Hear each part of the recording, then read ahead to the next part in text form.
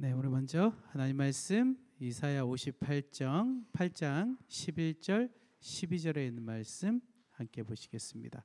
이사야 58장 11절 12절에 있는 말씀입니다. 제가 읽겠습니다. 여러분 눈으로 마음으로 따라 읽어주시기 바랍니다. 나 여호와가 너를 항상 인도하여 마른 곳에서도 영혼을 만족해 하며 네 뼈를 견고케 하리니 너는 물된 동산 같겠고 물이 끊어지지 아니하는 샘 같을 것이라. 내게서 날 자들이 오래 황폐된 곳들을 다시 세울 것이며 너는 역대에 파괴된 기초를 쌓으리니 너를 일컬어 무너진 데를 보수하는 자라 할 것이며 길을 수축하여 거할 곳이 되게 하는 자라 하리라. 아멘. 저 오늘 이 말씀을 본문으로 내 인생 오후의 그림, 마지막 그림을 여러분과 함께 그려보겠습니다. 푸른 오후의 그림을 위하여라는 제목으로 우리 여러분의 아름다운 따뜻한 행복한 오후의 그림, 마지막 그림 한번 그려보고자 합니다. 오늘 찬양이 굉장히 감동적이지 않으셨나요? 제가 오늘 너무 큰 감동을 받았습니다. 제가 지난 3주간 5교회 전도회 강사로 갔습니다. 이제 오늘이 그 연속으로 3주 연속 전도회 강사 마치는 날이고요. 다음 주에 100주년 기념으로 우리 교인들하고 삼육대학 대강당에서 예배를 드리고 그 다음에 다시 시작됩니다. 그래서 저희 교인들에게 쫓겨날까봐 걱정되는데 그래서 저희 교인들은 늘 응원해 주셔서 감사하는 마음으로 이렇게 이제 강사를 다니고 있는데요. 5주를 이제 3주를 5교회를 다녔거든요. 5교회를 다니면서 정말 다채로운 음악 순서, 찬양 순서들을 보고 다녔습니다. 엄청 큰 교회도 2교회가 있었고요. 그다음 아주 작은 교회들도 있었고요. 그런데 하나같이 너무 큰 은혜를 받았는데 오늘 굉장히 쇼킹한 장면을 하나 봤습니다. 오늘 오프닝 무대 아까 보셨죠? 그 오프닝 무대 가운데 있었던 우리 걸그룹 그 가운데 리더 어디 갔어 리더? 어디? 아니 잠깐만. 난 저 청년인 줄 알았어 아까. 제가 눈이 지금 안 좋아가지고 저 뒤에서 보니까 청년인 줄 알았는데 몸짓이 장난이 아니시더라고요. 젊은 시절에 좀 노셨나 봐요. 정말 워십 댄스를 너무 신나고 경쾌하게 해주셔서 얼마나 행복했는지. 그 이후에 여러 순서들이 다 너무 마음에 들지 않으셨나요? 정말 제가 고백하는데요. 굉장히 큰 교회에서도 이렇게 그 큰 교회는요 오케스트라가 있더라고요. 뭐 수십 명 되는 오케스트라가 순서를 진행하시는 모습도 보고 했는데 여기가 최고입니다. 제가 볼 때 일단 장르가 다양하고 그 다음에 간증 순서들이 너무 감동이었습니다. 오늘 편지를 읽어주신 분 중에 2 가정은 제가 개인적으로 아는 가정인데 너무도 감동적으로 이렇게 사연을 읽어주셨고 잘 모르는 가정이 우리 꼬마 아이 누구죠? 조이? 주원, 박주원, 주온, 박주온 어린이가 읽어준 그 편지는 어머니 나중에 영상을 꼭 아버지에게 꼭 보여드렸으면 좋겠습니다. 너무나 아름다운 간증을 해주셔서 감사하고요.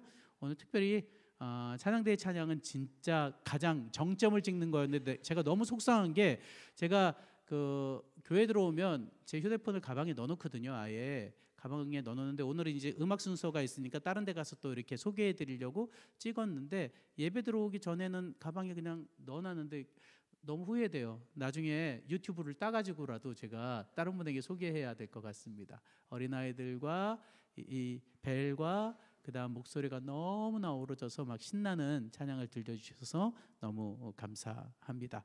여러분 이런 찬양의 은사가 있는 우리 수직교회 행복하시죠? 네. 제가 한 달여 전에 9월 10 며칠 날 여기 와서 여러분에게 설교하면서 수직교회 하면 생각나는 노래가 하나 있다 그랬어요. 혹시 기억나십니까? 기억나시는군요. 무슨 노래라고 그랬죠? 오 수지큐라는 노래. 오 수지큐. 팝송이죠. 이주일 씨가 불러갖고 우리나라에도 히트를 쳤던. 제가 그때 말씀드렸었는데 그 노래의 의미가 뭔가 하면 수지라는 한 여인을 사랑하는 어떤 남자가 그 사랑하는 심정을 담아서 부른 노래예요. 짝사랑하는 남자가 그 여인 수지라는 여인을 사랑하면서 부른 노래입니다. 그래서 그 여인의 말투도 예쁘고 모양새도 예쁘고 모든 게 다 예쁘고 사랑스럽다 그렇게 이야기했죠. 우리 하나님께서 우리 수지교회를 바라보는 눈이 그런 눈이라고 말씀드렸어요. 우리 하나님께서 이 여인 우리 성경의 신부로 묘사되는 여인으로 묘사되는 교회 그 특별히 이 수지교회를 바라보면서 아마 그런 눈으로 바라보실 텐데 오늘 이렇게 아름다운 찬양이 넘치고 또 이렇게 손님들이 많이 오시고 하셔서 아마 더 행복하고 사랑스러운 눈으로 우리를 바라보시지 않을까 하는 생각을 가져봅니다. 여러분은 지난 한 주간 행복하셨나요? 행복하셨습니까? 감사합니다. 제가 그 7시 반에 꼬박꼬박 여기 영상을 그 집에서 같이 시청했습니다. 이번 주는 화요일 금요일도 교회 안 가고요.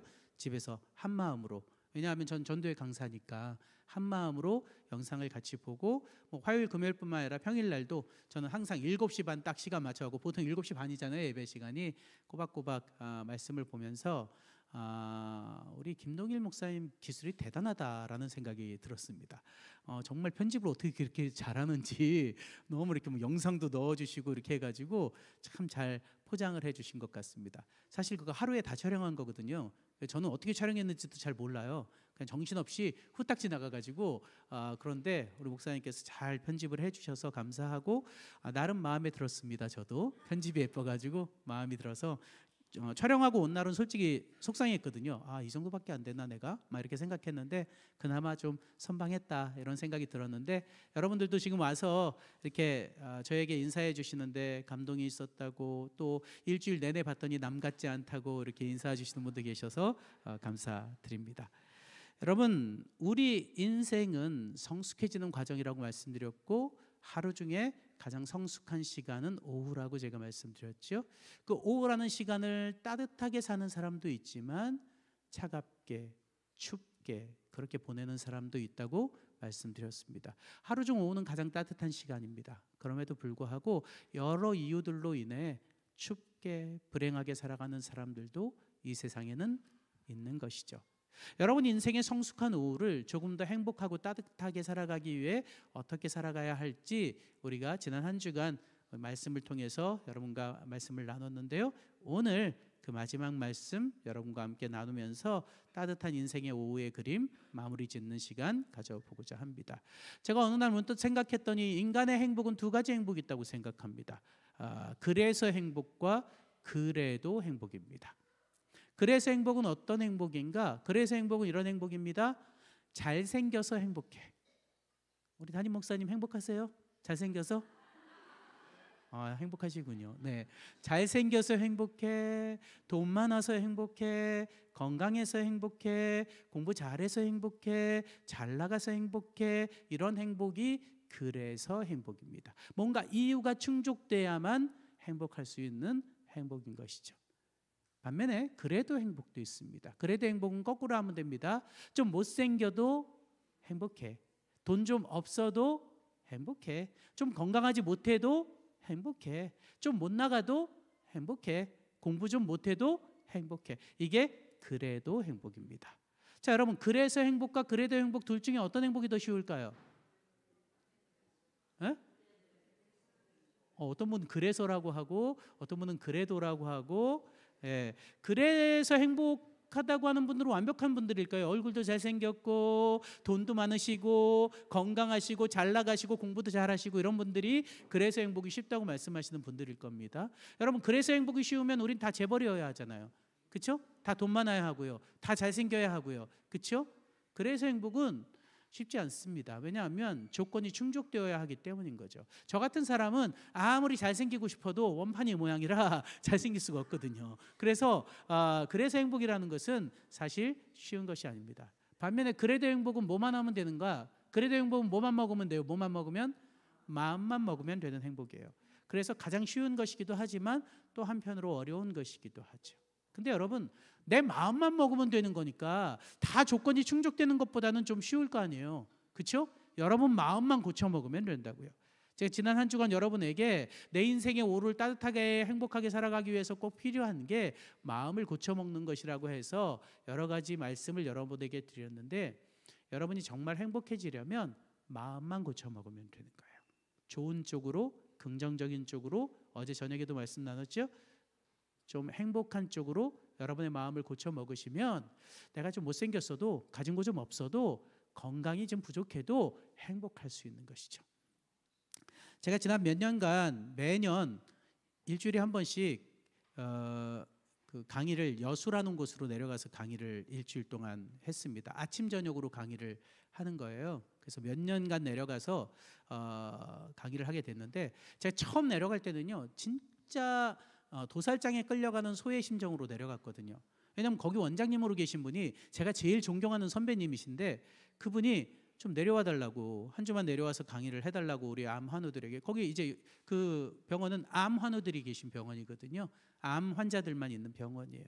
그래서 아침 저녁으로만 강의하고 낮에는 마음대로 투어를 다닐 수 있어서 제가 몇 년간 여수 순천 고흥을 빠삭하게 그냥 다 투어를 해서 제가 재작년에는 우리 노원지역 목회자들 가이드에서 그쪽 투어도 다 시켜드렸을 정도로 굉장히 투어도 많이 했지만 아침 저녁으로 굉장히 감동을 많이 얻었어요. 첫 해에는 제일 존경하는 선배님이 오라고 하니까 이제 은퇴하셨지만 그분이 오시라고 하니까 거절할 수 없어서 끌려가듯이 내려갔거든요. 가기 싫은데 내려갔어요. 그냥 가서 그냥 그 투어 하나 잘 하고 오자. 그러고 내려갔는데요. 웬걸요? 다 아마노들이고요. 정말 머리가 다 벗겨진 분들도 많으시거든요. 여성분들이 항암하시다 보니까. 그런데 저는 그분들 앞에 가서 무슨 설교를 하고 무슨 강의를 하지? 웃길 수도 없고, 지금 아파 죽겠는 사람들 앞에서 웃기자니 그렇고, 또 울리자니 그것도 그렇고, 막 고민되는 거예요. 그래서 어떻게 강의를 저분들에게 해야 하지 생각했는데, 세상 저는 그렇게 쉽게 감동하고 그렇게 쉽게 잘 웃으시는 분들을 처음 봤습니다. 말기암 한우 분들도 계셨지만 너무나 행복한 표정을 보았고요. 이 세상 그 어느 곳에서도 얻을 수 없는 에너지를 얻고 왔습니다. 저 같은 강사들은요, 이렇게 청중들이 반응을 잘해주면 이렇게 에너지를 막 얻거든요. 막 행복해지거든요. 근데 그분들이요, 굉장히 쉽게 감동하고 행복해하는 모습을 보았습니다. 한 주간 그분들과 지내며 많이 이야기도 하고 상담도 해드리고 하면서 같이 울고 웃고 올라왔어요. 다음에 또 연락이 왔습니다. 한번 내려와 달라고. 제가 갔을까요, 안 갔을까요? 당연히 갔겠죠. 첫 해에는 끌려가듯이 내려갔지만 그 다음에부터는 왜 연락이 안 오지? 안 불러주나? 기다리는 심정으로 그분들 만나고 싶어서요. 여러분, 아프다고 해서 불행한 게 아니에요. 그분 중에 한 분은 그런 고백을 했어요. 그때 당시에 제가 내려갔을 때 침례를 받으셨는데요. 그 주에 침례교회 현직 담임 목사님 사모님이셨어요. 근데 남편한테 허락을 받았대요. 남편한테 허락을 받고 침례를 받으셨는데 그분이 그래요. 나에게 암이 오지 않았다면 이러한 행복과 이러한 진리를 그냥 모르고 죽었을 텐데 암이 와서 너무나 행복하고 감사하다고. 그 모습을 보면서 제가 굉장히 큰 감동을 얻었습니다. 여러분, 하나님을 믿는다는 건 그래서 행복을 추구하는 게 아니라 그래도 행복을 추구하는 거예요. 그래서 여기 지금 하나님 믿는 분들은 아마도 그런 행복 가운데 살아가시리라 생각합니다. 좀 힘든 일이 있어도 어때요? 이겨낼 수 있는 행복, 그것이 신앙의 힘이 아닐까 하는 생각을 가져봅니다. 여기 오늘 손님으로 오신 분들 중에도 혹시 이 세상이 너무 힘들고 어려워서 지쳐 있으시다면 한번 신앙이라는 것을 마음에 받아보시면 좋을 것 같아요. 그러면 쉽게 이길 수 있는 힘을 가질 수 있지 않을까 하는 생각을 가져봅니다. 여러분이 인생에서 혹시 잃은 것이 있다면 무엇을 잃었을까요? 여러분 인생에서 얻은 것이 있다면 또 무엇을 얻었을까요? 행복한 사람과 불행한 사람의 차이는요, 이런 것 같아요. 잃은 것보다 얻은 것에 주목하는 것이 행복이고요, 얻은 것보다 잃은 것에 주목하는 사람들이 불행한 사람들이에요. 저는 참으로 많은 분들을 상담하고 있습니다. 이제 뭐 강의도 하지만 상담을 무료로, 저는 이제 상담은 무조건 무료로 하는 게 원칙입니다. 그래서 뭐 자살 충동에 빠져가지고 그렇게 있다가 와서 삶의 희망을 가지고 지금 상담을 전공하고 있는 대학생 친구도 있고요. 자기도 이제 희망을 주고 싶어서 자꾸 자살 충동 때문에 찾아왔는데, 근데 상담을 받고 굉장히 큰 행복을 얻고 자기도 그래서 상담해보고 싶다고 부전공으로 상담을 전공하고 있는 친구들도 있었고요. 깨질 진짜 이혼할 가정인데 오셔서 상담받고 잘 회복되는 가정들도 있었고요. 전국에 엄청 멀리에서도 오십니다. 왜냐하면 저는 상담을 공짜로 하기 때문에요. 다들 많이들 오세요. 그래서 어떤 가정은 한 가정이 다 문제가 있어서 그분들은 지방에 계시기 때문에 아예 하루 날 잡고 하루 종일 하자 해서 하루 종일 일요일 날 제가 시간을 내서 상담을 해드리고 하루 동안 다 해결이 됐어요. 근데 돈봉투를 이렇게 두둑한 돈봉투를 내미시는 거예요. 그래서 정중하게 제가 거절했잖아요. 이건 제가 지키고자 하는 저만의 기록이기 때문에 이건 가져가셔서 가족이 맛있는데 고급스러운 데 가서 식사하시라고 이렇게 돌려드린 적도 있었는데요.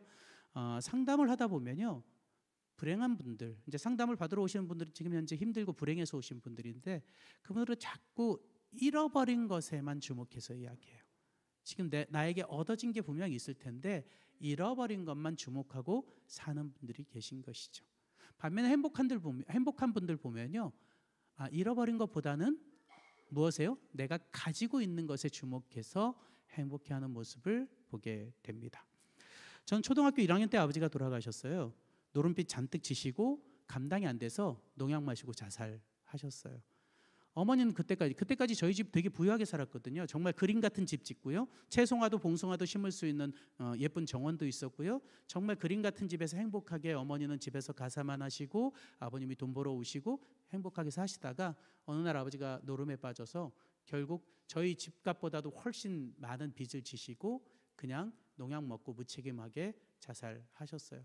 그때 제 나이가 초등학교 1학년이었습니다.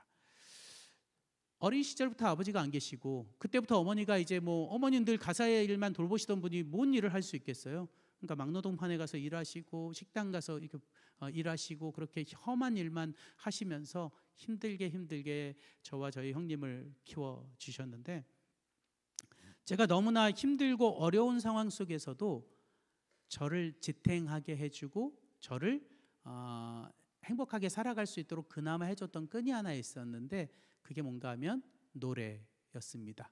저는 초등학교 때부터 이제 노래의 은사가 있었던 것 같아요. 그래서 애국가는 무조건 이제 조회 시간 애국가는 거의 중요한 행사 때 제가 국민학교 때 다 했었고요.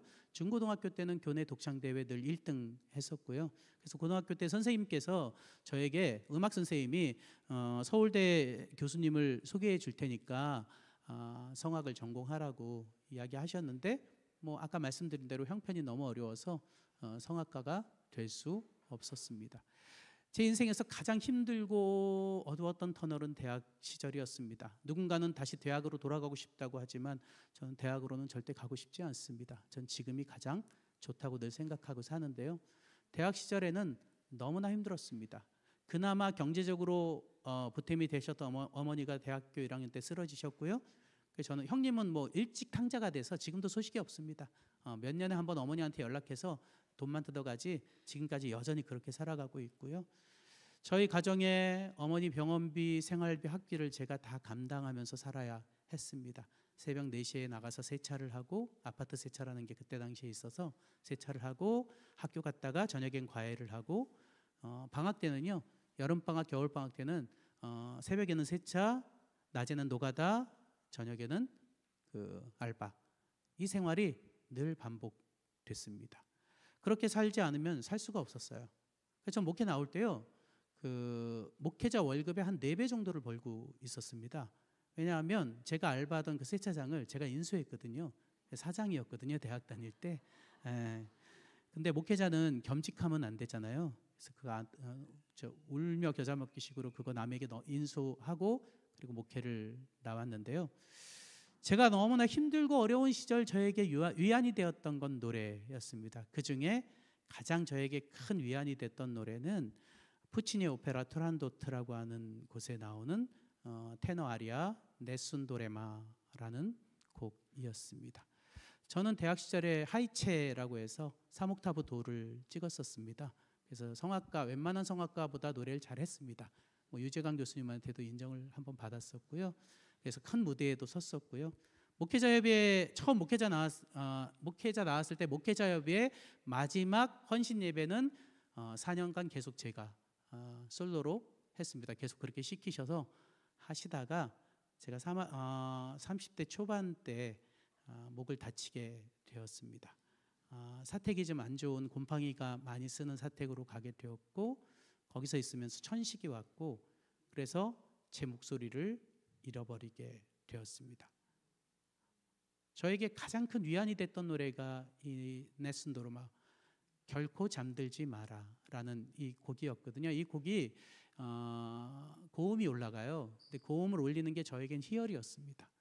내가 올라갈 수 없는 여러 가지 제약들, 너무나 가난하고 너무나 힘든 상황 속에서도 내 마음대로 음을 올릴 수 있다는 그것 하나에 위안을 얻으면서 이 노래를 불렀는데 어느 순간 이 노래가 더 이상 안 되는 겁니다. 좌절했습니다. 그래서 그때부터 득창을 남들 앞에서 노래를 안 하기로 했습니다.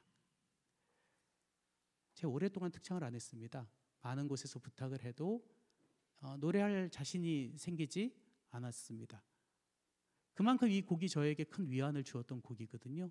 이것 하나 못하게 됐다고 제 마음이 너무 허전하고 속상한 마음이 들었습니다. 회중 찬양은 같이 크게 했지만 득창은 거의 대부분 거절하고 안 했었습니다. 작년에 작년 연초에 저희 교회 학생도사가 저에게 와서 부탁을 했습니다. 목사님, 저희 교인들이 그러는데 목사님 찬양 엄청 잘하신다는데 특창을 한 번도 안 해주셔서 교인들이 목사님 특창을 한번 듣고 싶으시대요. 한 번만 해주실 수 없어요? 제가 거절했습니다. 됐다, 미안하다, 난 특창을 할 수가 없다. 계속 끈질기게 부탁하는 거예요. 그래서 결국은 7월 달에 특창을 진짜 오랜만에 했습니다. 아모르데이라는 이제 찬양을 했는데요. 그 찬양이 굉장히 은혜로워서 그 특창하기 한 3주 전쯤에 그 특창을 우연찮게 듣게 되었고, 그래서 하게 되었는데 완벽하진 않았지만 우리 성도님들이 크게 은혜를 받으셨고 저도 용기가 났습니다. 제가 그때 문득 생각했습니다. 이깟 노래 하나가 뭐라고, 세상에 이 오페라 아리아 하나가 뭐라고, 이것 때문에 내가 노래를 굳이 안 하고 살아야 돼? 라는 생각을 가지게 되었습니다. 그때만큼 좋은 목소리는 아니지만 그래도 찬양할 수 있는 것에 감사하게 되었고요.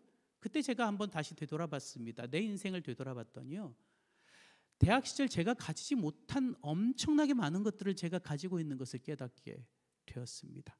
대학 시절에는 그저 목소리 하나였거든요.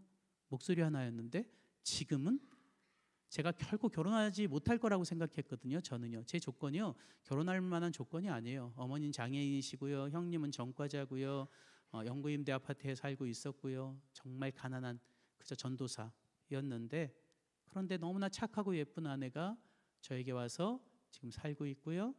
그 다음 두 아이가 저에게 있고요. 대학 시절 하루에 40대씩 차를 닦으면서도 평생 나는 내 차가 없을 거야 생각했는데 저희 집에 지금 차가 2대나 있어요.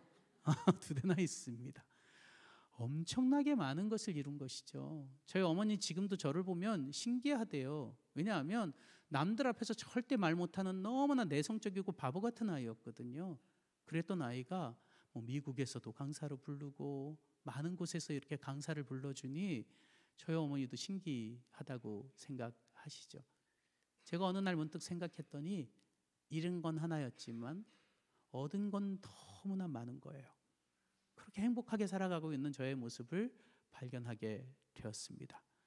사랑하는 여러분, 잃은 것보다 얻은 것에 주목하는 것이 행복이요 신앙임을 잊지 않고 사는 저와 여러분 되시길 간절히 바랍니다. 아마 여기 신앙을 가지신 분들은 다 그렇게 살아가시리라 생각합니다. 좀 못 가졌어도 그래도 그 안에서 행복을 찾을 수 있는 것, 그것이 믿는 자들의 큰 힘이 아닐까 하는 생각을 가져봅니다. 이사야 58장 11절에 보면 우리의 마음을 물된 동산 같겠고 물이 끊어지지 아니하는 샘 같을 것이라고 이야기했습니다. 우리 마음을 이야기한 거예요. 우리 마음을 물된 동산 같겠고 이렇게 이야기했습니다. 여러분, 현대인들은요, 제가 지난 한 주간 쭉 말씀드렸지만 현대인들은 무언가 더 가져보고자 소유가 최고인 것처럼 생각해서 그저 돈을 더 가져보고자 끊임없이 앞을 향해 달려가면서 비교와 경쟁 가운데 끊임없이 메말라가는 인생을 살아가고 있습니다. 그래서 어떤 분들은요, 제가 옆에서 가만히 보면 손으로 톡 건드리면 그냥 먼지 돼서 바사삭 부서질 것 같이 메마른 분들도 있습니다. 그렇게 메마르게 살아가고 있는 현대인들에게 하나님께서는 메마르지 않고 촉촉하게 그리고 푸르게 살아갈 수 있는 비결을 가르쳐 주셨는데 그 첫 번째가 뭔가 하면 우리의 마음을 물된 동산 같겠다고 이야기하셨습니다. 여러분, 이 동산이라는 말은 영어로 보면 garden입니다. 우리말로 해석하면 정원이죠. 어르신들은 가든 이렇게 많이 들어보셨죠? 가든. 여기 어르신 중에 한 분은 어떤 분은 그런 생각하는 분도 계실 거예요. 가든이 왜 정원이야? 갈빗집이지? 이렇게 생각하는 분도 계시죠? 우리나라에 가든이 갈빗집이 된 이유 혹시 아세요? 잘 모르시죠? 음식백과 이렇게 찾아보시면 우리나라에서 가든이 갈빗집이 된 이유는 우리 가든 이제 갈빗집이 우리나라에 1980년대 초반에 생겼어요. 근데 초반에 갈빗집은 아무나 갈 수 있는 집이 아니었습니다. 돈이 엄청 있는 분들만 갈 수 있었죠. 그래서 처음 강남에서 갈빗집이 생겼는데 삼원가든 들어보셨죠? 이런 그 갈빗집은 그냥 점포만 있는 게 아니라요, 아주 으리으리한 멋진 정원이 딸려 있는 집이어서 가든이라고 지기 시작한 거예요. 그 이후에 그냥 그 조그만 점포 하나 딸랑 있는데 거기다 무슨 가든 쓰면 이건 정말 무식한 거예요. 그렇게 쓰면 안 되는 거예요. 정원이 딸려 있는 식당이어야 가든이라고 쓰는 게 맞는 거죠. 그래서 어르신들은 가든이 갈빗집으로 생각하는 분도 계실지 모르겠지만 정원이에요. 근데 하나님께서요, 우리 마음을 이야기하는데 우리 마음을 광활한 마운틴, 산이라고 말씀하지 않으시고 아주 작은 정원이라고 말씀하셨어요. 이유가 뭘까요? 산하고 정원의 차이가 뭔지 여러분 아세요? 산은 그냥 두는 거예요. 산에다 먼지 타면 안 돼요. 그렇죠? 산은 그냥 두고 보는 거예요. 정원은 뭐예요? 가꿔줘야 하는 거예요. 정원은 끊임없이 가꾸지 않으면 안 되는 게 정원인 거예요. 우리 마음을 마운틴으로 말씀하지 않으시고 가든으로 말씀하신 이유는 뭔가, 정원으로 말씀하신 이유는 뭔가 하면 우리 마음은 끊임없이 어떻게 해줘야 되는 거예요? 가꿔줘야 되는 거예요. 여러분, 우리 정원에 쓰레기가 굴러다니면 어떻게 해야 돼요? 빨리 치워야죠. 안 치우면 어떻게 돼요? 내가 불쾌하죠. 그리고 내 정원에 놀러 들어오는 사람 불쾌할까요? 안 불쾌할까요? 불쾌하죠. 내 마음에 쓰레기 같은 것들이 뭔가 하면 죄들이에요. 죄 같은 것들, 나쁜 생각들, 그런 것들은 빨리 정리해줘야 나도 안 불쾌하고 나하고 소통하는 사람들도 안 불쾌한 거죠. 여러분, 우리 정원에 유리 조각이 널려 있으면 어떻게 해야 돼요? 빨리 치워야죠. 안 치우면 누가 다쳐요? 내가 다쳐요. 그리고 내 정원에 놀러 들어오는 사람도 다칩니다. 마음의 정원도 똑같아요. 마음의 정원에도요, 유리 조각 품고 사는 사람들이 있습니다. 그 사람들 상처 자주 받아요. 왜? 마음에 유리가 있으니까 계속 상처받는 거죠. 심리학적으로 보면 상처를 잘 받는 사람들이 상처를 잘 줍니다. 이유가 뭔가 마음에 유리를 품고 있기 때문이에요. 치우지 않으면 계속 상처받고 힘들어지는 거죠. 그래서 정원은 잘 관리해야 하는 거예요. 우리 창세기 2장 15절에 보면 여호와 하나님이 그 사람을 이끌어 에덴 동산에 두사 그것을 다스리며 지키게 하시고 라고 이야기했어요. 여기 에덴 동산도 그 똑같은 용어를 썼습니다. 히브리어로 간이라고 이야기하는데 그 간이라는 걸 영어로 해석하면 garden, 정원이에요. 그래서 에덴 동산도 정원이었어요. 아담과 하와에게 이 정원 좀 잘 가꿔봐 하고 맡겼는데 잘 가꿨어요? 못 가꿨어요? 잘 못 가꿨어요. 그래서 쫓겨났죠. 쫓겨나고 난 다음에 모든 사람들의 마음에 다 에덴 동산을 하나씩 주셨어요. 그 에덴 동산이 바로 우리 마음인 거예요. 그래서 그 마음을 아름답게 가꾸는 사람은 천국에 사는 사람이 되는 것이고, 그 마음을 잘 가꾸지 못하고 마음대로 내버려 두는 사람은 결국 지옥의 삶을 살게 되는 것이죠. 그래서 여러분, 우리 마음을 잘 가꿔야 할 필요가 있어요. 화이트이라는 분이 쓴 마음의 건강 풍요로운 삶이라는 책 마지막 부분에 보면 이렇게 이야기합니다. 마음은 주님의 밭이며 사람은 하나님의 형상을 닮은 품성을 형성하기 위하여 그것을 열심히 가꾸어야 한다. 그분도 마음을 밭, 정원으로 묘사하고 그래서 열심히 가꿔야만 한다고 이야기하고 있는 거죠. 그래서 여러분, 마음을 잘 가꿔야 할 필요가 있어요. 여기 잠언 23장 7절에도 보면 대저 그 마음의 생각이 어떠하면 그 사람도 그러하니라. 내 마음대로 그 사람의 삶이 만들어진다는 거예요. 그러니까 내가 행복하기로 결심하면 그 사람의 인생은 계속 행복한 인생으로 가는 것이고요. 내가 불행하기로 결심하면 아무리 환경이 좋고 많은 것을 가지고 있어도 그 사람은 불행한 거예요. 그래서 여러분, 여러분이 마음먹기에 따라 여러분 인생이 바뀔 수 있다는 것이죠. 또 잠언 4장 23절을 보면 이렇게 이야기합니다. 우리 같이 한번 읽어볼까요? 같이 읽겠습니다. 시작. 무릇 지킬 만한 것보다 더욱 내 마음을 지키라. 생명의 근원이 이에서 남이니라. 아멘. 여러분, 이 세상에서 가장 우선적으로 지켜야 할 게 뭐라고요? 내 마음이라고요. 근데 요즘 현대인들 보면요, 엉뚱한 거 지키려고 마음을 다쳐요. 돈을 지키려고 마음을 다쳐요. 그렇죠? 그 잘난 자존심 한번 지켜보겠다고 마음을 다쳐요. 때로는 학위를 지키려고 마음을 다치는 사람도 있어요. 저희 센터에는 이제 근무하는 직원들이 워낙 많다 보니까 주기적으로 이제 향학을 합니다. 일하면서 공부할 수 있도록, 대학원 공부할 수 있도록 기회를 제공해요. 올해는 이제 우리 과장님이 그 2대 사회복지학과 신청을 했는데 요즘 아주 죽으려고 그래요. 교수님이 그 숙제를 얼마나 많이 내주는지 아주 많이 맨날 힘들다 그래갖고 제가 그래요. 아니 홍 과장 그 커리어나 그 경력에 무슨 석사 학위가 필요하다고 그걸 뭐 받으려고 노력을 하냐 그랬더니 저한테 그래요. 센터장님도 석사시고 국장님도 석사시고 심지어 자기보다 밑에 있는 직원들 중에도 석사가 많은데 자기가 안 할 수 없다는 거잖아요. 우리 국장님도 마찬가지로 몇 년 전에 하면서 가정주부의 이 센터를 맡고 있는 국장님의 여러 가지 일이 있는데도 밑에 직원들이 석사 직원들이 들어오니까 이게 하고 싶은 거예요. 그래서 정말 이겨내서 잘 받았는데 아무튼 학위를 지키려고 마음을 다치는 사람도 있는 것이죠. 여러분 그런데 제일 중요한 건 뭔가 마음을 지켜야 하는 거예요. 저는 그래서요 마음을 지키려고 결심하고 삽니다. 뭐 누가 뭐라고 해가지고 제 마음을 다치게 하면 아무것도 안 할 거예요. 아무것도 안 하려고 생각하고 있어요.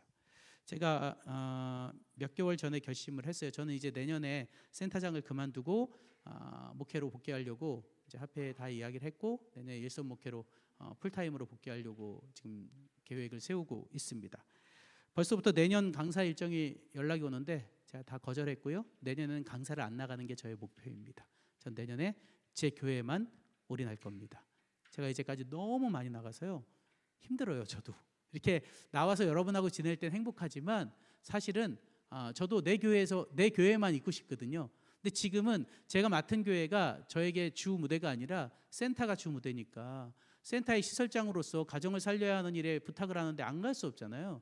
그러니까 계속 다니고 있는데 내년에 이제 담임 목사 되면 저는 1년간은 아무튼 강사를 안 하려고 결심을 하고 지금 다 거절하고 있는데요. 그것도 중요한 건 마음을 지키기 위한 거죠. 내 마음이 교인들에게 미안하지 않고 같이 행복할 수 있는 길이 나가서 강사하면 대우도 받고 많은 분들이 존경도 해주시고 좋지만 또 한편으로는 내 교회 성도님들하고 함께하는 것도 행복이잖아요. 그런 마음을 지키기 위해서 다른 것을 포기할 수 있는 모습이 우리에게 있어야 한다는 것이죠. 제가 20여 년 전부터 제 마음을 지키기 위해서 만들어서 하고 있는 마음 지킴 운동이 삼감이라고 제가 명명해 봤는데요. 제가 하고 있는 마음 지킴 운동이에요. 저는 제가 행복해지는 길이 이것 때문이라고 늘 생각하고 살거든요. 오늘 이거 여러분에게 알려드릴 테니까 여러분들 행복한 오후를 살기 위해서 이런 모습으로 한번 살아가 보시면 좋을 것 같습니다. 첫 번째, 행복을 위한 삼감 첫 번째는 감사입니다. 여러분 전 세계에 굉장히 많은 행복학 수업들이 있습니다. 대표적인 행복학 수업은 어디 행복학 수업인가 하면 이 세상에서 가장 명문 대학 하면 우리가 어딜 꼽아요? 하버드 대학을 꼽죠. 하버드 대학의 행복학 수업은 최고로 인기가 많은 수업이에요. 그 뭐 수강을 하버드 대학생들도 잘 받을 수가 없대요. 워낙 순식간에 끝나버리기 때문에. 그래서 그 하버드 대학의 행복학 수업을 그대로 책으로 옮겨서 책을 출판했는데요.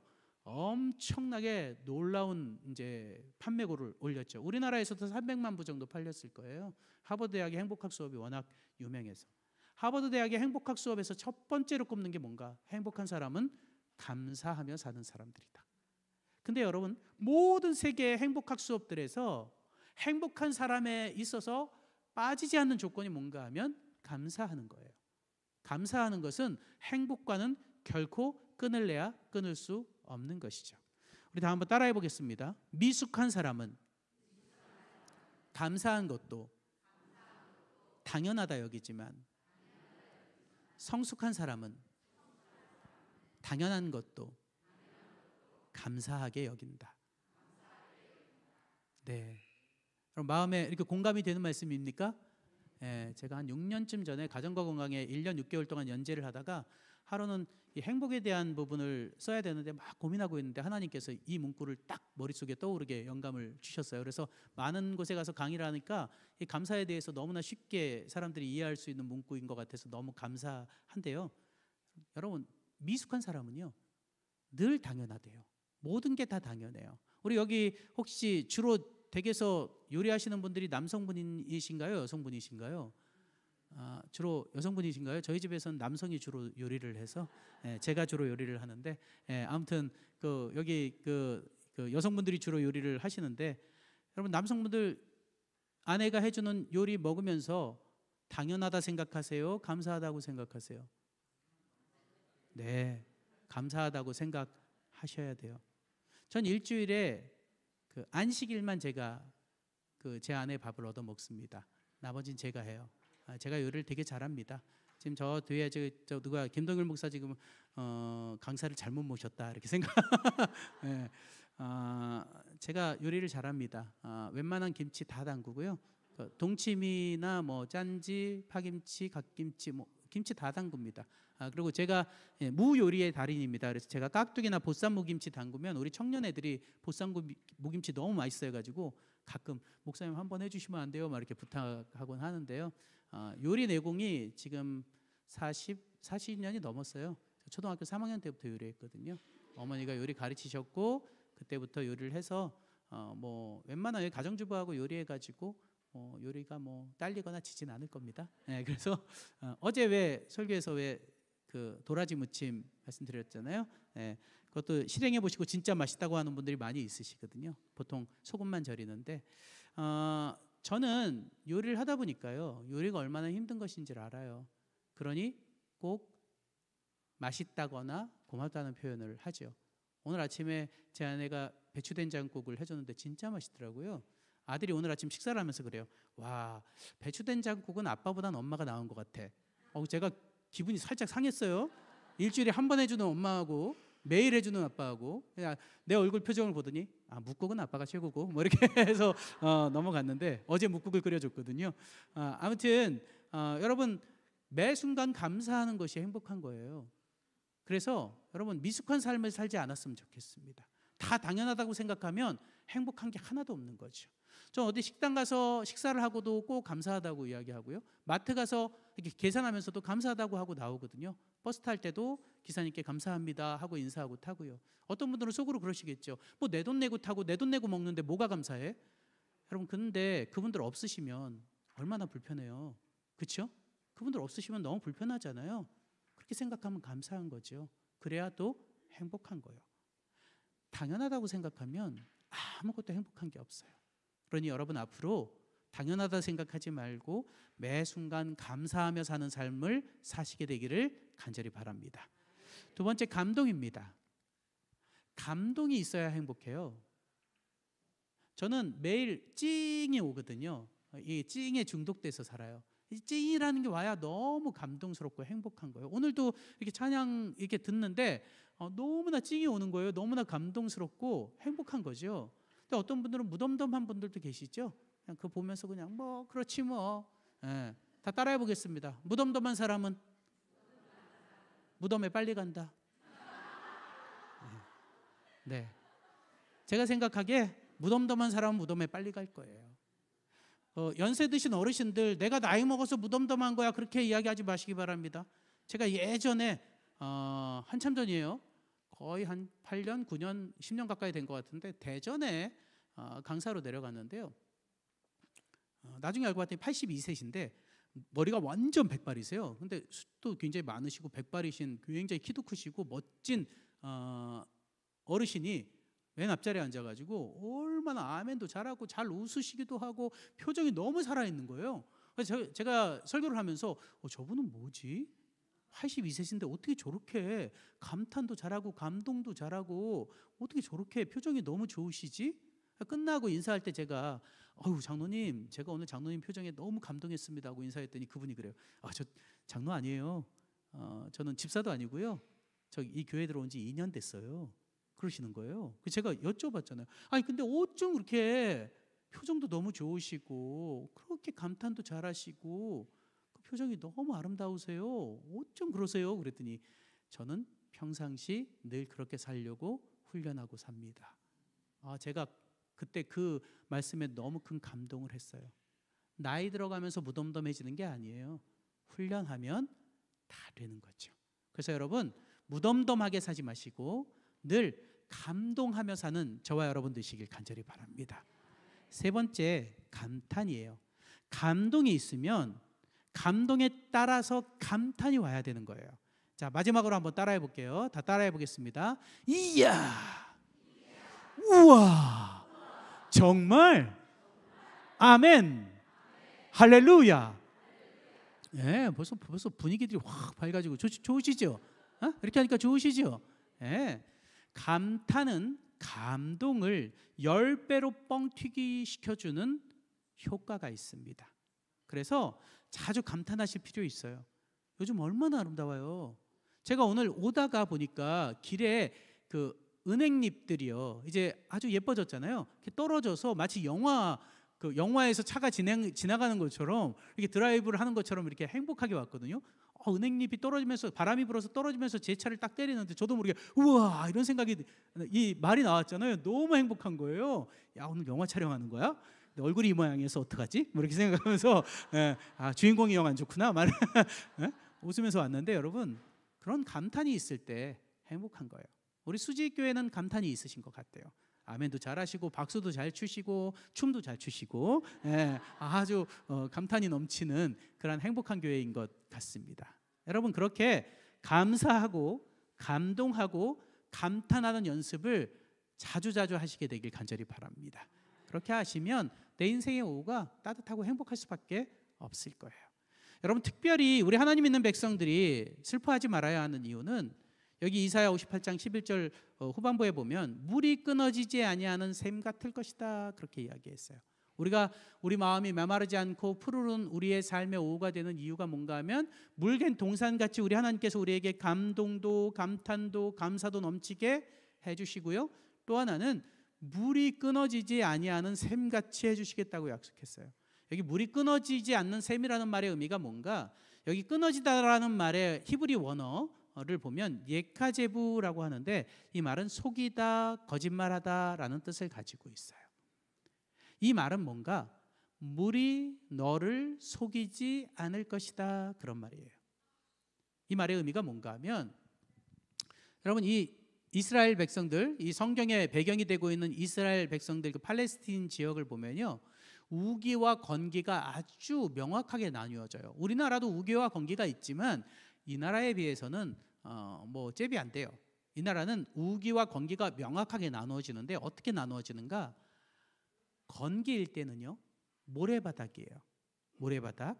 그런데 우기가 되면 그게 뭐가 돼요? 강이 돼요. 그래서 성경에 보면 모래 위에 지은 집, 반석 위에 지은 집 했을 때 그 모래 위에 지은 집이 그냥 모래 위에 지은 게 아니라 강바닥에 지은 거죠. 그냥 건기일 때 강바닥에 지어놨어요. 근데 비가 오니까 강이 되니까 집이 다 쓸려져 내려가는 거죠. 길을 지나가던 나그네가 목마른 사슴이 예전에 저기에 물이 있었지 하고 생각해서 목을 축이려고 간신히 기어서 그곳에 왔는데 물이 있어요, 없어요? 없어요. 이게 물이 속이는 거예요. 이 말의 의미가 뭔가 하면, 여러분, 우리가 살아가다 보면 왜 누군가에게 뒤통수 맞는 경우 있죠? 나에게 상처 주고 굉장히 크게 나를 뒤통수 치는 사람들 있잖아요. 주로 그 사람들이 멀리 있는 사람들이에요, 나하고 가까운 사람들이에요? 가까운 사람들이죠. 가까운 사람들한테 상처 입고 뒤통수 맞고 그렇게 하잖아요. 근데 우리 하나님께서 뭐라고 약속하시는가? 사람에겐 그렇게 상처받을 수 있고 사람에겐 그렇게 뒤통수 맞을 수 있는데 나는 그렇게 안 할 거야. 그러니까 혹시 누군가에게 상처 입거든 누구에게 오라고요? 나에게 와. 나에게 오면 내가 다 치료해 줄게 라고 약속하고 계신 겁니다. 그렇게 넉넉한 푸르름을 경험하고 하나님을 통해서 상처의 치유를 입은 우리는 이제 어떻게 하는가? 또 다른 상처 입은 자들을 위해서 나가서 그들의 무너진 것을 다시 세워주고 보수해주는 역할을 해야 한다고 이야기하고 있는 것입니다. 저는 강의하는 것보다는 상담하는 걸 좋아합니다. 강의하면 돈도 들어오고 많은 사람들한테 존경도 받고 박수도 받는데 왜 상담하는 걸 더 좋아하는지 아세요? 상담을 좋아하는 이유는요, 강의하는 건 누가 뭐 무너졌는지 누가 아픈지 몰라요. 그냥 이렇게 불특정 다수 앞에서 그냥 제가 준비한 거 그냥 이야기하고 오면 되는 거예요. 근데 상담은 주로 그분들 들어드리는 거거든요. 아픈 얘기 들어드리고 아픈 거 치료해 주는 거니까 치료의 효과가 확확 나타나니까 상담이 더 행복하거든요. 그들의 무너진 가정, 그들의 무너진 마음을 다시 세워주는 것이 얼마나 행복한 일인지 몰라요. 우리 하나님께서 그렇게 말씀하세요. 너희들 내가 물된 동산같이 물이 끊어지지 아니하는 샘같이 너희들 건강하게 너희들 마음과 너희들의 행복을 책임져 줬으니 혹시 지금 나를 몰라서 하나님을 몰라서 여전히 메말라 있고 여전히 상처 입은 그들에게 그 무너진 그들에게 가서 그 무너진 것을 너희들이 다시 세워주고 너희들이 그들에게 아름다운 길을 보여주기를 바란다 라고 우리에게 사명을 주고 계신 것입니다. 그러니 나만 행복하다고 끝나는 게 아니라 혹시 주변에 메말라 있는 사람들, 힘든 사람들에게 가서 사랑을 건네주고 그들을 또한 하나님께로 인도할 수 있는 모습도 우리에게 있었으면 정말 좋겠습니다. 퀴즈 하나 내겠습니다. 왜 우리 식빵 먹다 보면요, 식빵 봉지에서 식빵 몇 개 꺼내갖고 먹잖아요. 먹다가 한두 개 남아서 그냥 접시에 놔두면 그 식빵은 어떻게 되죠? 마르죠. 그 마른 식빵을 완벽하게 옛날 모습으로 복원시키는 방법이 있습니다. 어떻게 촉촉하게 복원시킬까요? 예? 밥솥에다 넣어요. 네, 밥솥에다 넣으면 완벽하게가 아니라 진짜 축축해지죠. 먹을 때 좀 기분 나쁠 정도로 축축한, 어떤 분은 찜기에 찌기도 하는데 그러면 진짜 예전 모습이 아니라 예전보다 너무 촉촉해져 가지고 좀 싫죠. 네, 그런 마음이 들죠. 완벽하게 복원하는 방법은요, 남은 식빵 사이에 끼워두시면 됩니다. 이건 제가 얘기하는 게 아니고요, 예전에 호기심 천국이라는 프로그램이 있었어요. 거기서 가르쳐줘서 제가 일부러 말려가지고 껴봤잖아요. 완벽합니다. 진짜 완벽하게 그대로 복원이 됩니다. 제가 그 사실을 보면서 되게 뭉클하고 감동했습니다. 여러분, 이 세상에서도요, 외롭게 떨어져 나와서 여러 가지 상처 때문에 메말라 있는 사람들이 있을까요? 없을까요? 있지요. 이 외로운 식빵, 탈출한 식빵처럼 메마르고 외로운 사람들이 있을 거예요. 그런 사람들 그냥 두는 게 아니라 우리 사이에 데리고 와서 함께 품어주면 예전 모습 그대로 완벽하게 복원됩니다. 그런 역할이 우리의 역할이 아닐까 하는 생각을 가져보게 됩니다. 우리 하나님 믿는 백성들은 그렇지 못한 분들보다는 조금 더 행복하게 사시잖아요. 하나님이 보장해 주시고, 그러니 여러 환경이 안 거쳐졌어도 행복하다고 생각하고 사시잖아요. 그런 행복의 무리에 다른 분들을 좀 포함시키셔서 이런 잔치를 통해서도 초청하셨고, 또 여러 가지 기회를 통해서 그들과 함께 하면서 사랑을 나눠주심으로 그들 마음도 여전히 촉촉하고 행복한 오후의 푸르름이 유지될 수 있도록 노력하는 저와 여러분이 되시기를 간절히 바랍니다. 마지막 한 말씀 드리고 마치도록 하겠습니다. 이 사진은 2019년 3월 13일에 삼육병원에서 찍은 사진입니다. 9시에 찍은 사진인데요. 제가 그 해에 삼육병원에 강의를 가야 돼서 이제 일주일 동안 직원대상 강의를 가는데, 강의 가기 전에 4월 달에 강의가 있는데 3월 달에 그 원목실을 실장하고 이제 잠깐 이야기하려고 아침 일찍 가서 대화를 나누고 내려오는 길이었습니다. 9시쯤에 이제 대화를 끝내고, 저는 이 삼육병원 가면 항상 장례식 옥상 주차장을 저는 좋아해서 거기다 차를 세우고 가는데 그쪽으로 걸어 내려오는 길이었습니다. 걸어 내려오는데 3월 13일인데 갑자기 엄청나게 굵은 눈이 쏟아지기 시작하는 거예요. 지금 사진에 표시가 안 됐는데 눈발이 지금 막 날리고 있는 상황이었거든요. 3월 13일인데 눈이 쏟아지니까 본능적으로 눈을 맞기 싫어서 차를 향해 뛰어갔습니다. 그리고 차 운전석을 열고 차에 탔습니다. 타서 창문을 내리고 하늘을 봤더니 너무 예쁜 거예요.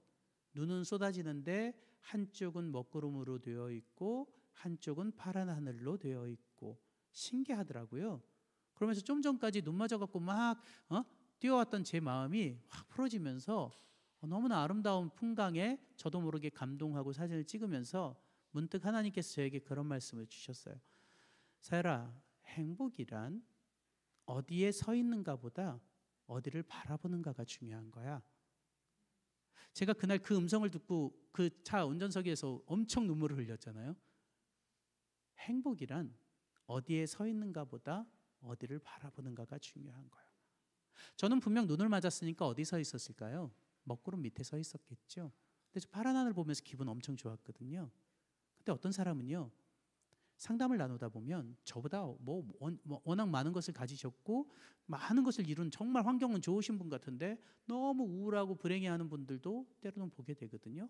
정말 좋은 환경, 쨍하고 해뜰 날 같은 햇빛 아래 파란 하늘 밑에서 살아가는 환경에 살면서도 먹구름 보면서 슬퍼하는 분들도 있다는 사실인 것이죠. 사랑하는 여러분, 하나님을 믿는다는 건 파란 하늘 밑에서만 산다는 건 아니에요. 그렇죠? 여러분 인생 살다 보면 폭풍우도 오고요, 여러 가지 태풍도 오고요, 힘든 일 오잖아요. 그래도 우리가 행복한 이유는 뭔가? 우리에게는 파란 하늘이 있기 때문인 것이죠. 우리에게는 보장된 그 하늘이 있기 때문에 그 파란 하늘 보면서 그 상황 속에서도, 그 환경 속에서도 행복하게 살 수 있는 힘을 가지게 되는 것이죠.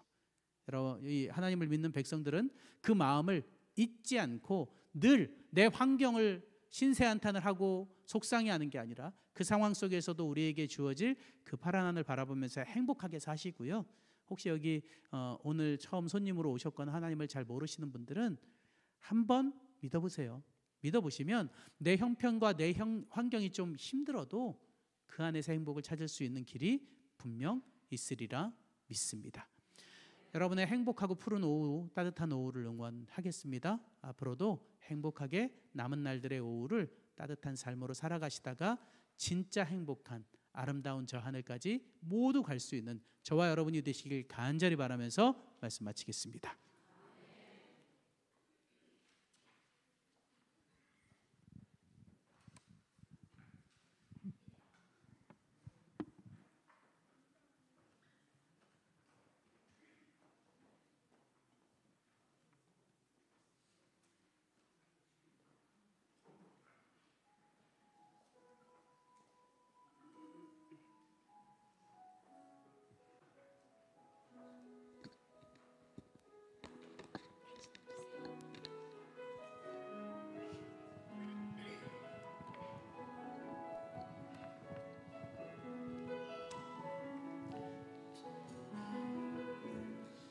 주 선한 능력으로 와주시네.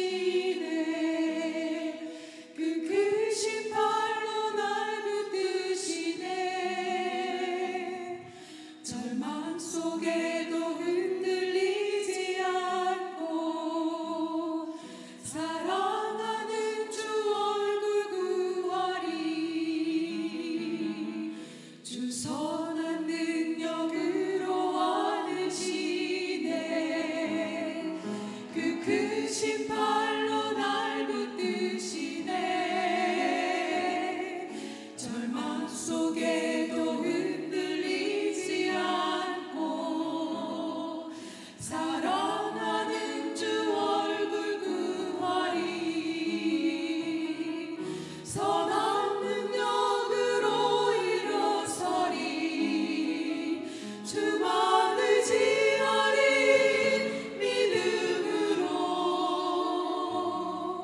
우리 고대하네 주 오실 그날 영광의 새날을 맞이하리.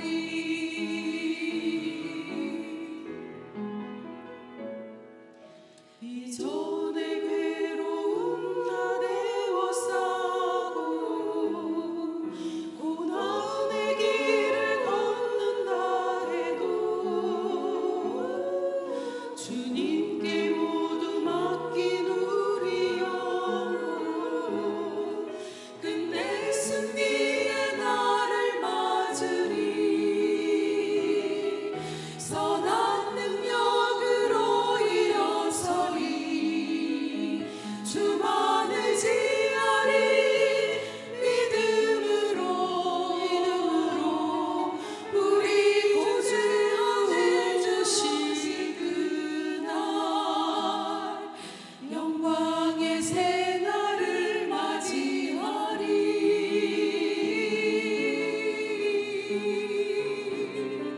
주님이 마신 고난을 쓴 자는 우리도 감사하며 받으리. 주님의 남은 고난 채워가며 예수와 복음 위에 살리라. 선한 능력으로 일어서리. 주만 의지하리. 믿음으로 우리 구주하네 주실 그날 영광의 새날을 맞이하리.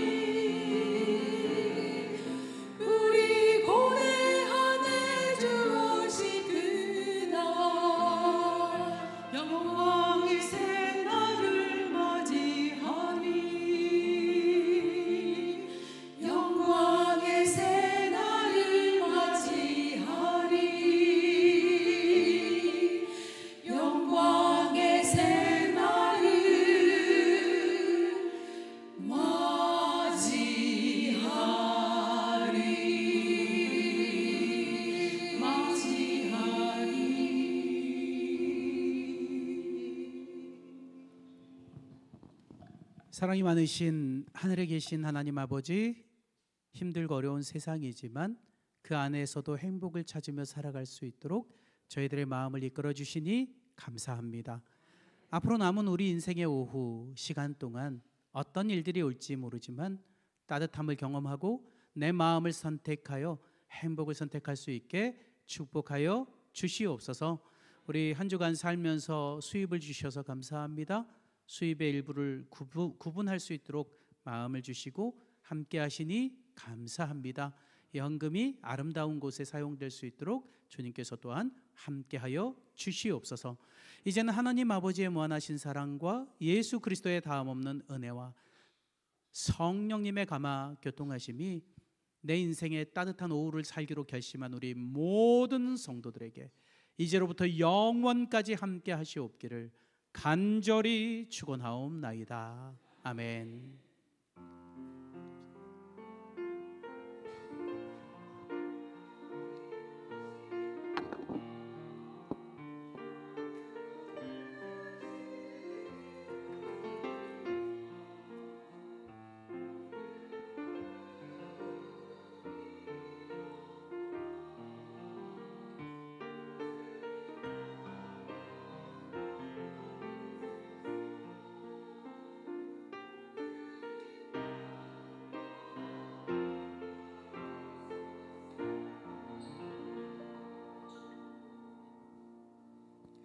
네, 감사합니다. 우리 일주일 동안 또 수고해 주신 모든 분들과 또 오늘 특별히 오신 손님 여러분들을 일일이 소개하지는 못하지만 진심으로 환영합니다. 우리 다 같이 서로를 환영하는 마음으로 박수 한번 치도록 하겠습니다.